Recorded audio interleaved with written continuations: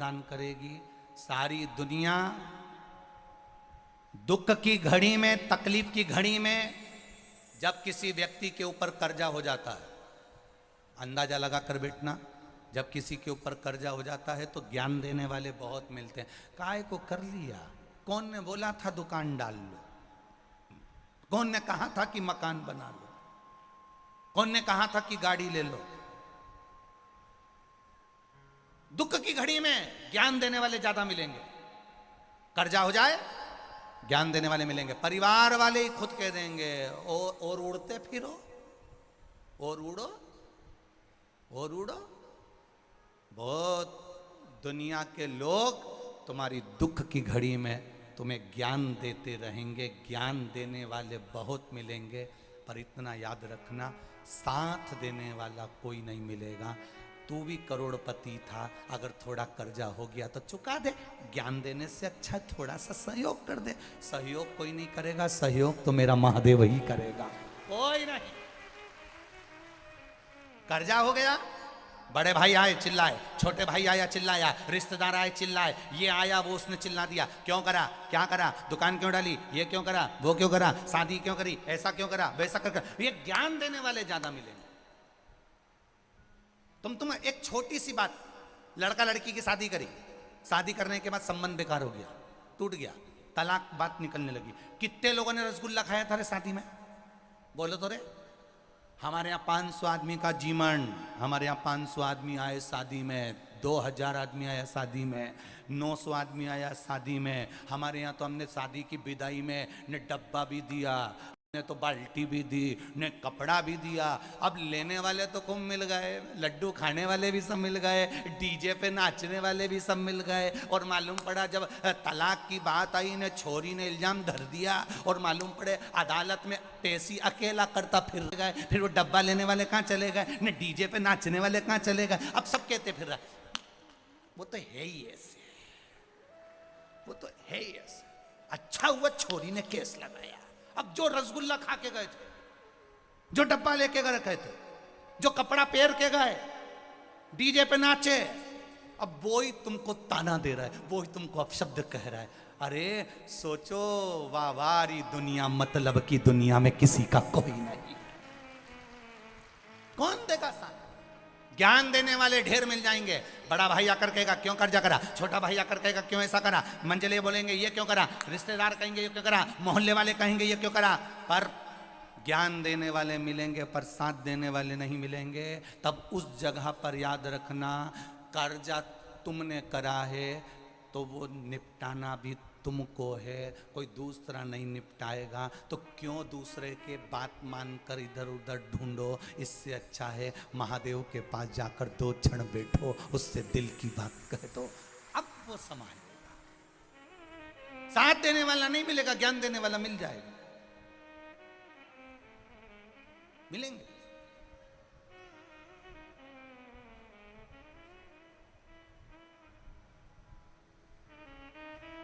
समझाओ किसी दुर्जन व्यक्ति को, किसी बेकार व्यक्ति को समझाओ, वो समझता है।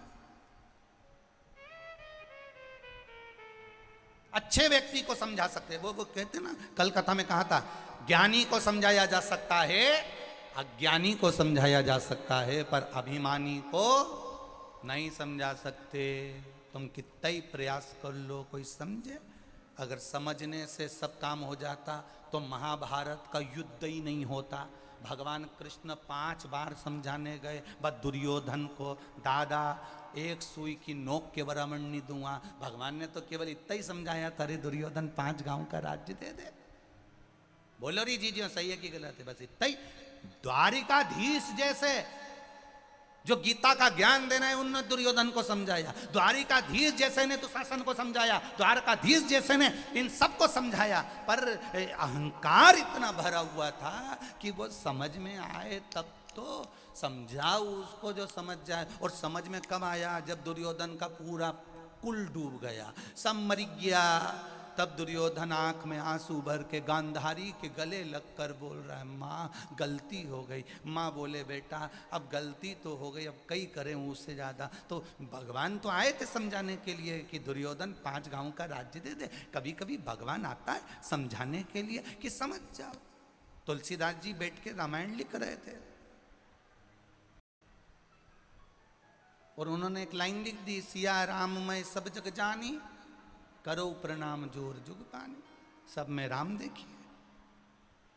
तुलसीदास जी उठकर जाने लगे, एक बच्चा दौड़ कर आया, बाबा उधर मत जाना। क्यों? वहां पर से एक बेल आ रहा है, बहुत बड़ा बेल, बहुत बड़ा एक बेल आ रहा है। अच्छा, हाँ, वो सबको मार रहा है, तुम उधर मत जाना। तुलसीदास जी बोले, तूने रामायण में पढ़ा नहीं? मैंने लिखा है, सिया राम मैं सब जब जग जानी, सब में राम समाया। उस बेल में भी राम है, वो मुझे नहीं मार सकता। बाबा मैं तुम्हारे हाथ जोड़ रहा हूं, मत जाओ। बाबा कह नहीं मैं तो जाऊंगा, और बाबा चले गए। बाबा गए, बेल ने सींग से तुलसीदास जी को उठाया, पटक दिया, पांव रख के तुलसीदास जी पे से बेल आगे चला गया। बेल जैसे ही गया, तुलसीदास जी वापिस रामायण को लेकर आए, कलम उठाकर चौपाई काटने लगे। सिया राम मैं सब जग जानी, करो प्रणाम जोर जुग पानी। उस कलम से चौपाई को काट रहे थे, इतनी देर में हनुमान जी महाराज प्रकट हो गए। हनुमान जी ने कहा, तुलसीदास जी क्या कर रहे हो? तुलसीदास जी कहने लगे, मैंने चौपाई लिखी थी, सिया राम मैं सब जग जानी, सब में राम समाया था। मैंने बेल में राम देखा, तो बेल ने मुझे क्यों मारा? उस बेल ने मुझे क्यों मारा? हनुमान जी महाराज बोले, तूने बेल में राम देखा? वो छोरा आया था और बोल के गया था कि उधर से बेल आ रहा है, उसमें राम नहीं देखा? छोरा बोल के गया कि नहीं गया कि उधर मत जाना, सामने से बेल आ रहा है? जब सब में तुम राम देख रहे हो, तो छोरे में भी राम देखो। नहीं, मैं नहीं देखा। अब कितनी विचित्र जिंदगी है मनुष्य की। अभी नवरात्रे आएंगे, कन्या में देवी देखेंगे, कन्या में देवी देखेंगे, चरण धो धो के उनको हलवा और पूड़ी खिलाएंगे, और बाद में, अब नहीं बोलूं तो अच्छा, फिर वही देवी आग लग जाए, ना जाने कहां से पैदा हो गई, मारे खाए खाए खाए जाए। अब वो देवी तुम्हें नवरात्र में देवी दिख रही थी, और पूड़ी हलवा खाने के बाद अष्टमी जाते से ही वही तुमको पूरी दिख रही है। वही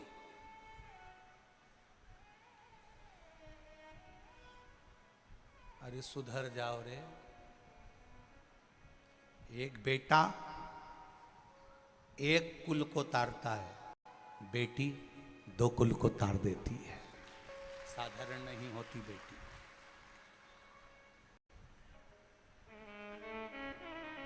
साधारण नहीं है। सम्मान करना सीखो बेटियों का, घर में रहने वाली बेटी का आदर करना सीखो, सत्कार करना सीखो। जिस दिन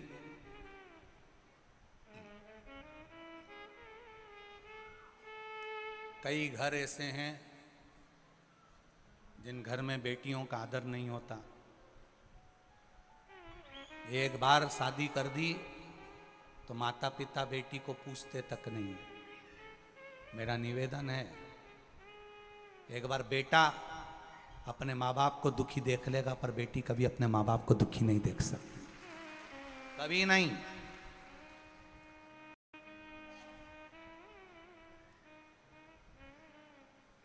वो कभी दुखी नहीं देख सकती, उसका आदर हो। केवल नवरात्रे में, देवी के दिनों में, नवरात्रे में केवल बेटियों को ढूंढने से अच्छा है उस बेटी का आदर करना प्रारंभ करो। किसी बेटी को तुम कुछ दो ना दो, किसी बहन बेटी को तुम कुछ दो ना दो, पर इतना याद रखना, उस बेटी को माँ अपने गर्भ में भी जगा दे, और जब बड़ी हो जाए तो अपने दिल में भी जगा दे। उस बेटी को तुम कुछ दो ना दो, पर उसका रक्षा, सुरक्षा और उसका सम्मान बहुत जरूरी है। उसको नहीं छोड़ना। महाराज अगर समझ जाते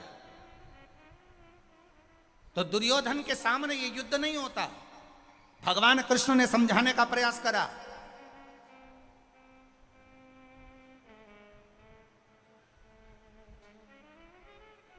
शिव महापुराण भी वही कह रही है।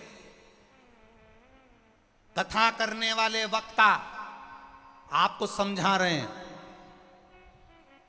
जो वक्ता से समझ गया तो ठीक है, वक्ता से समझकर, कथाकार से समझकर आपने मंदिर जाना प्रारंभ कर दिया, शिव को अपना मानना चालू कर दिया, शंकर के अनुमोदन में रहने लगे।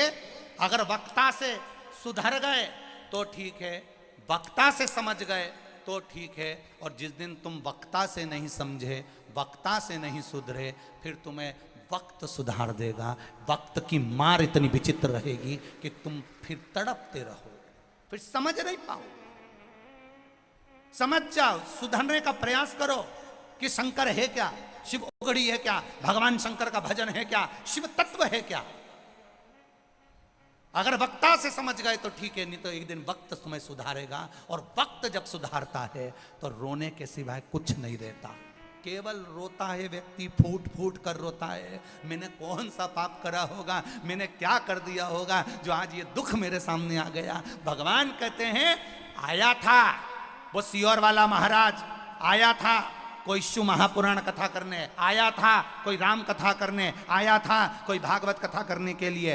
वक्ता आया था, मैंने तेरा वक्त बजट बदलने के लिए भेजा था, पर तू उस वक्ता को नहीं पहचान पाया, इसलिए भगवान ने अब तेरा वक्त बदल दिया। अब तू रो, उसके सिवा कुछ नहीं रखा। अब रोइए, क्या रखा।